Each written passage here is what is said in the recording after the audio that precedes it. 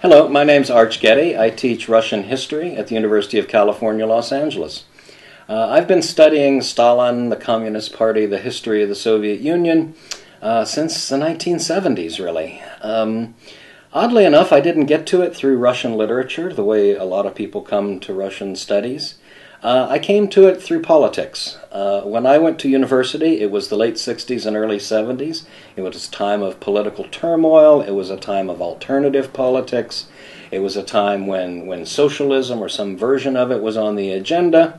And it seemed to me at the time that Russia, the great socialist experiment of the 20th century, was something worth knowing about, something worth investigating. So the alternative politics for an American, the alternative politics was a big draw. A second reason was that Russian history is like nobody else's history. I had taken European history and I had taken American history in school and then at university. Russian history was entirely different. They didn't have a Renaissance. They didn't have a Reformation. They didn't have an Enlightenment. They didn't seem to have any democracy. They seem to have, missed a lot of the big chapters of Western European history, and therefore it was a puzzle to me. How did their history evolve in such a different way? So just the sheer novelty and, if you'll excuse me, funkiness of it attracted me. And the final reason, I guess, was entirely by chance.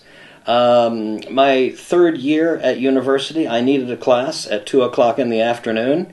Russian history was being given. I'd never taken Russian history before. As I said, I'd taken a lot of European history. I signed up for the class. I went to the class at 2 o'clock, and the lecturer was absolutely magnetic, and I was hooked and never looked back since. I've been studying for a number of years now and writing some books about Stalin's Great Terror of the 1930s.